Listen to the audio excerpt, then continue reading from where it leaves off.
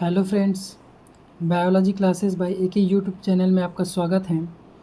आज हम देखेंगे बैक्टीरिया के बारे में। बैक्टीरिया के बारे में मैं आपको पूरी क्लास प्रोवाइड करवाऊंगा। तो हम क्या क्या पढ़ेंगे बैक्टीरिया के बारे में।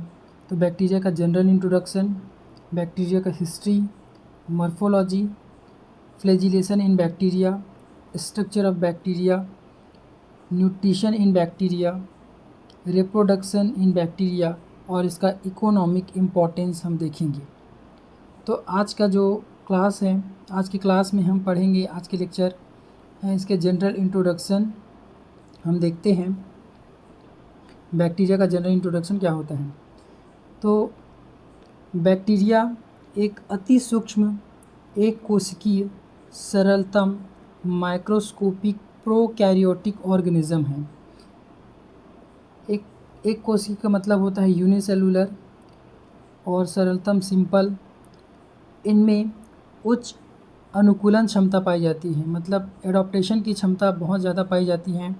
और ये अत्यधिक ताप मतलब हाई टेम्परेचर में और पीएच में और ऑस्मोटिक प्रेशर पराशर दाब में और इन्वायरमेंटल प्रेशर पर भी जीवित रहने के लिए सक्षम होते हैं। इस पर ताप का, पीएच का और ऑस्मोटिक प्रेशर का कोई भी प्रभाव नहीं पड़ता है। देखते हैं हम लोग इसकी हिस्ट्री, बैक्टीरिया को किसने खोजा है। तो बैक्टीरिया की खोज सर्वप्रथम एंटोनी वॉन लियोनहॉक ने किया था और इन्होंने बैक्टीरिया का नाम टीनी एनीमैक्यूल नाम दिया था। और एंटोनी वॉन लियोनहॉक ने इसको खोजा था सन 1632 से 1723 में। इसी के साथ साथ एक और साइंटिस्ट है जिन्होंने बैक्टीरिया को बैक्टीरिया नाम दिया था, उसका नाम था एरेनबर्ग। एरेनबर्ग ने बैक्टीरिया को बैक्टीरिया नाम दिया था। इसके बाद है एक वैज्ञानिक जिसका नाम है रॉबर्ट कोच। इन्होंने 1843 में बताया था कि बैक्टीरिया के द्वारा विभिन्न प्रकार के रोग उत्पन्न होते हैं, बहुत से प्रकार के डिजीज़ उत्पन्न होते हैं। और इन्होंने कुछ डिजीज़ से उस बैक्टीरिया को भी आइसोलेट किया था, जैसे रेशम कीट से एंथ्रॉक्स डिजीज़ होता है, उसको आइसोलेट किया था। और ह्यूमन में ट्यूबरकुलोसिस होता है, टीबी, इस बैक्टीरिया को इन्होंने आइसोलेट किया था। इसके बाद लुईस पास्चर ने बैक्टीरियोलॉजी की आधारशिला रखी थी और इन्होंने बैक्टीरियल कल्चर टेक्निक और स्टेरिलाइजेशन की विधि का वर्णन किया था। इसके बाद हम देखते हैं बैक्टीरिया के करेक्टरिस्टिक फीचर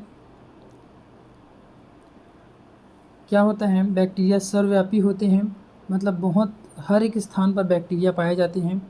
बैक्टीरिया जो होता है यूनिसेलुलर स्ट्रक्चर वाले होते हैं। बैक्टीरिया में ऑटोट्रॉफिक और हेट्रोट्रॉफिक दोनों प्रकार के न्यूट्रिशन पाए जाते हैं। ऑटोट्रॉफिक वो होता है जिसमें क्लोरोफिल पाया जाता है और जिसके कारण वो फोटोसिंथेसिस की क्रिया के द्वारा अपना भोजन स्वयं बनाते हैं। हेट्रोट्रॉफिक वे बैक्टीरिया होते हैं जो अपना भोजन स्वयं नहीं बनाते परंतु दूसरे पर डिपेंड रहते हैं। तो ये बैक्टीरिया ऑटोट्रॉफिक, पैरासिटिक, सेप्रोफिटिक और सिम्बायोटिक हो सकते हैं।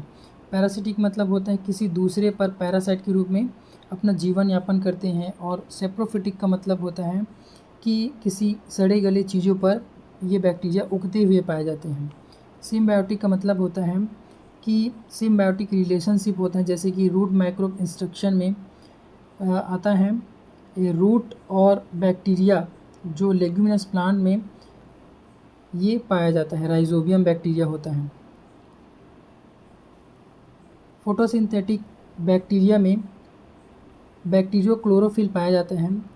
ये एक पिगमेंट होता है जिससे ये फोटोसिंथेसिस करके अपना भोजन स्वयं बनाते हैं। बैक्टीरिया की सेल वॉल पॉलीसेकेराइड की पेप्टिडोग्लाइकॉन की बनी होती हैं। कुछ बैक्टीरिया में सेल वॉल के बाहर एक पॉलीसेकेराइड की संरचना पाई जाती है जिसको हम कैप्सूल कहते हैं। बैक्टीरिया प्रोकैरियोटिक ऑर्गेनिज्म होता है। इसमें जो न्यूक्लियस होते हैं वो ट्रू नहीं होता, उसमें ना तो न्यूक्लियर मेम्ब्रेन पाए जाते हैं और ना ही न्यूक्लियोलस पाए जाते हैं। ऐसे न्यूक्लियस को हम बोलते हैं इंसिपिएंट न्यूक्लियस कहते हैं। बैक्टीरिया में प्लाज्मा मेम्ब्रेन से घिरे कोई भी ऑर्गेनेल्स जैसे कि mitochondria, Golgi body, endoplasmic reticulum, plastid, इन सब का अभाव होता है, ये सब इसमें नहीं पाए जाते। बैक्टीरिया में जो राइबोसोम होता है वह 70 इस प्रकार का होता है। बैक्टीरिया एक स्थान से दूसरे स्थान जाने के लिए फ्लैजिला या सीलिया का उपयोग करता है, जिसको हम लोकोमोशन कहते हैं। ये एक जगह से दूसरे जगह जाने के लिए फ्लैजिला का उपयोग करते हैं। इसमें बहुत सारे फ्लैजिला पाए जाते हैं और ये फ्लैजिला फ्लैजिलिन प्रोटीन की बनी होती हैं। बैक्टीरिया में तीनों प्रकार के रिप्रोडक्शन पाए जाते हैं। पहला टाइप को बोलते हैं हम लोग वेजिटेटिव रिप्रोडक्शन, जो बाइनरी फिजन के द्वारा होता है। सेकेंड होता है एसेक्सुअल रिप्रोडक्शन, जो एंडोस्पोर के द्वारा होता है। और थर्ड होता है सेक्सुअल रिप्रोडक्शन, जिसमें हम देखते हैं कि कंजुगेशन, ट्रांसफॉर्मेशन और ट्रांसडक्शन के द्वारा होता है। तो ये था बैक्टीरिया का जनरल